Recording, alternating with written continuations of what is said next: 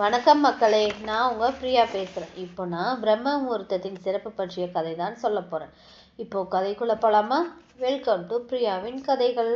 ஒரு ஊரில் ஒரு கணவன் மனைவி வாழ்ந்து வந்தார். அவர்களுடைய திருமணம் காதல் திருமணம். இந்த திருமணத்தில் இரு வீட்டாருக்கும் சம்மதமில்லை. அதையும் மீறி திருமணம் செய்து கொண்டார்கள்.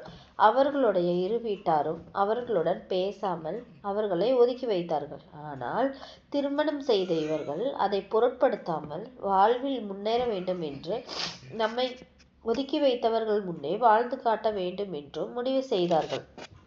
ஆனால் அவர்களுக்கு என்ன செய்ய போகிறோம், எப்படி வாழ்ந்து காட்டப் போகிறோம் என்று தெரியவில்லை. ஆனால் இருவர் மனதில் ஒரு வைராக்கியம் மட்டும் இருந்தது. அந்த பெண் கடவுள் பக்தி உள்ள பெண் என்பதால் கடவுள் மீது பாரத்தை போட்டுவிட்டு வாழ ஆரம்பித்தாள்.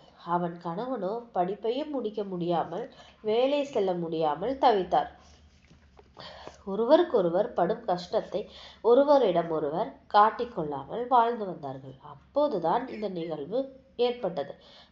அவள் வீட்டு திண்ணையில் உட்கார்ந்திருந்த போது அந்த வழியாக ஒரு வயதான பாட்டி ஒருவர் வந்தார்.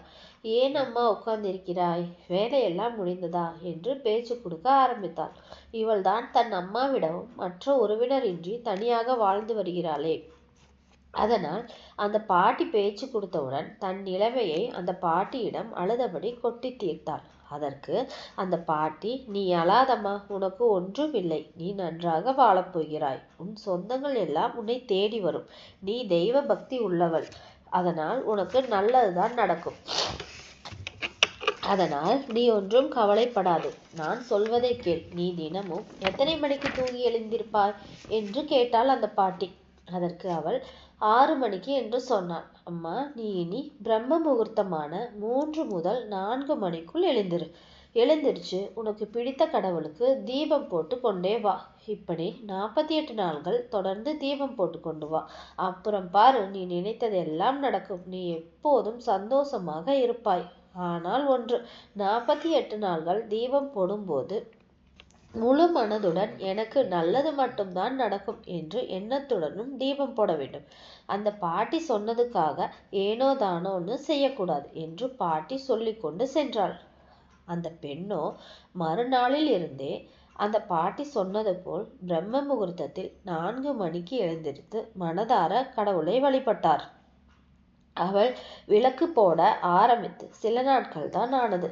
அவர்கள் வாழ்க்கையில் ஒரு மாற்றம் ஏற்பட்டது.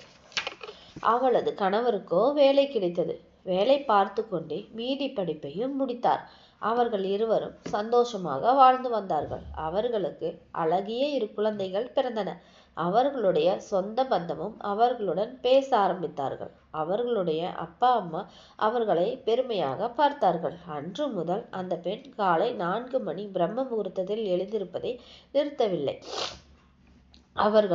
அவர்களுடைய வாழ்க்கையை இந்த பிரம்ம முகூர்த்தம் மாற்றியது. அதனால் நீங்களும் 3 to 5 பிரம்ம முகூர்த்தத்தில் எழுந்திருச்சு அதோட பலனை அனுபவிங்கள். இந்த கதை உங்களுக்கு பிடிச்சிருக்கா? கமெண்ட்ல சொல்லுங்க. இந்த மாதிரி கதைகளை கேட்க நம்ம சேனலை சப்ஸ்கிரைப் பண்ணுங்க. இந்த கதையை ஃப்ரெண்ட்ஸ் அண்ட் ஃபேமிலிக்கு ஷேர் பண்ணுங்க. நன்றி, வணக்கம்.